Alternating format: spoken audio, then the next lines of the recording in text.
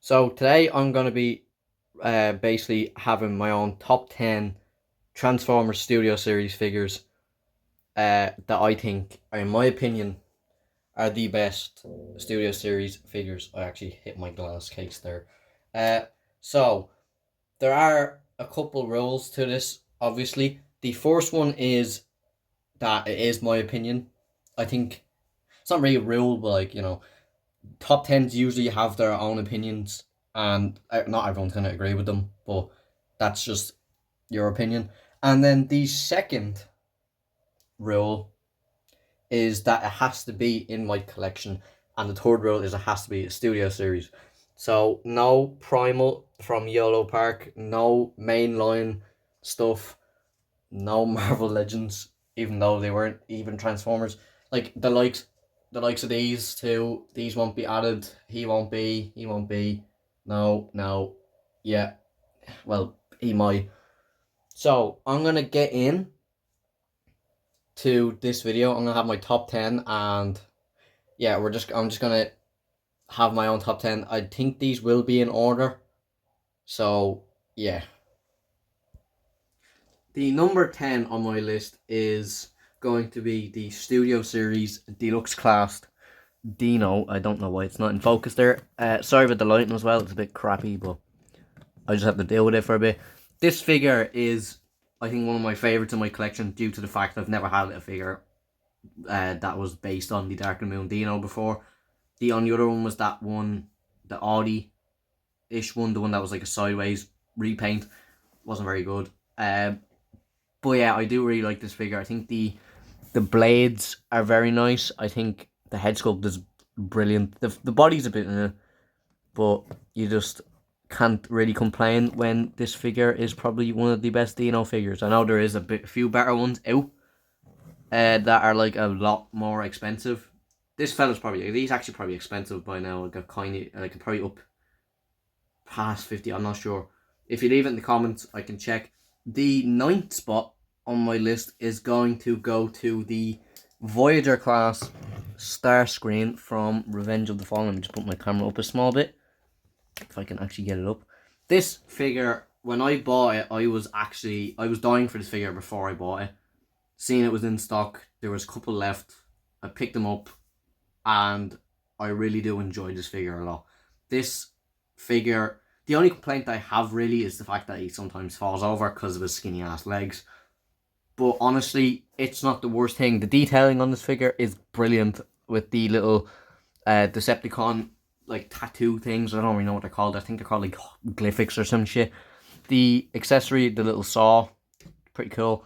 I'm trying not to move them as much because I have them in my case right now. So like I'm trying to, keep them as thin as possible so they can get back in. The head sculpt is very nice, I have to say. But I don't think it's too hard to do Starscream's head sculpt since they've done it in the past so much, unlike Dino. Number 8 on my list is going to go to the Deluxe class Sideswipe. I don't know why this is so blurry, man. Why is it so blurry? So there is like a couple complaints I have with this figure. Obviously, the one main issue is the fact that he falls over a lot of the time, which is just probably a figure problem and not the actual, in general, problem. But this is, I think, a far superior version than the first one that came out, with the paint obviously being a lot better. And I think it just looked better overall. I think the Dark of the Moon vehicle mode does look better than the Revenge of the Fallen one, mainly because it has no roof, and I kind of like the roof, and I think it has a spoiler as well, which this one doesn't. But honestly, I love the deco on this figure. It's nice, shiny silver. It pops out. Nice little bit of red there. Head sculpt again. Let me go up and forward. Let me just focus that camera right there. It's very good. I think compared to the Dark of the Moon Voyager class we got from Dark of the Moon's line a few years ago, I think this one is just explodes the other one. Number 7 on my list is going to be the Voyager class Cheetor from the newest movie.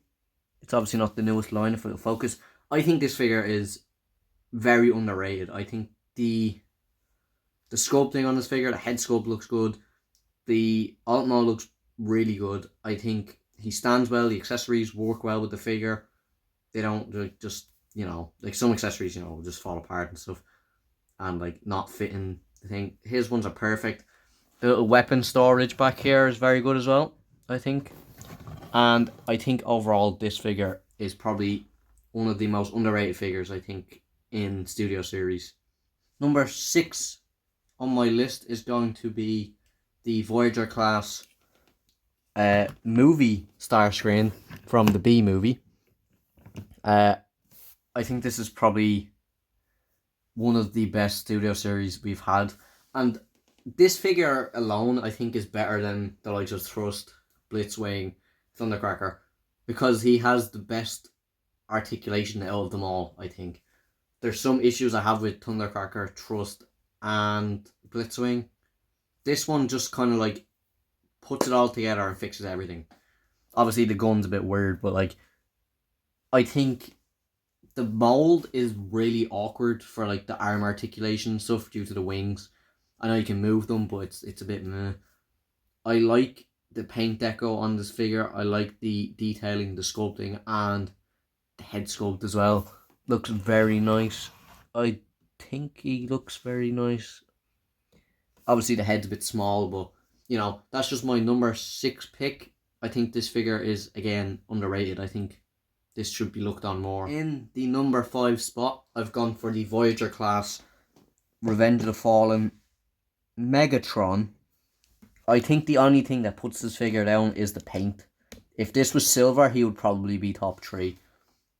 He's probably one of the best Megatrons that I've ever had, if not the best, I think. My number 4th spot is going to be the Voyager class Sentinel Prime. This figure is amazing. I think the only thing that lets him down for me is the fact he always leans forward for me, but that's just my figure issue, I think. It could be. This figure nearly gets everything right that the Voyager class got wrong in Dark of the Moon when it came out. I actually have the other one up there somewhere. And this figure is just like the imagination of the old figure. We're into the top 3. These were very hard picks for me. I like all the figures around the same, but I just had to nudge one in front of another. So the 3rd spot is going to be Voyager class Ironhide. I was looking for this guy for ages. I think ever since he came out, I've been looking for this guy, and I only got him last year for Christmas. I nearly have him a year now, actually, which is the thing. He is, no wonder he's so expensive. He is one of the best Ironhide figures we've ever got. I think the NPM's probably a bit better. But the likes of the old Voyagers and all that other stuff, he is up there with one of the best. I think he's probably like top 3, maybe. I'm not too sure. My runner-up for this list was extremely hard. I think these 2 figures are literally like neck and neck. I think second will go to the leader class Shockwave. This figure is literally amazing. I don't think I've seen a figure that went from the Voyager class Shockwave, that little skinny bastard, to this behemoth of a figure. This figure, the paint is excellent. The head sculpt is perfect. The accessories, this little thing, wheelie and brains, and then the little parachute guy, all perfect. The gun is perfect. I feel like this is what we needed for Shockwave. We needed this figure to kind of... This is what should have been done years ago with the old figure. He should have been a leader class as well. I don't know why he was a Voyager class. And from my number 1 spot, coming in literally probably a millimeter or a centimeter, whatever you call it, literally just ahead, has to be the leader class. The fault, he is huge. Jeez, I didn't expect him to be that big.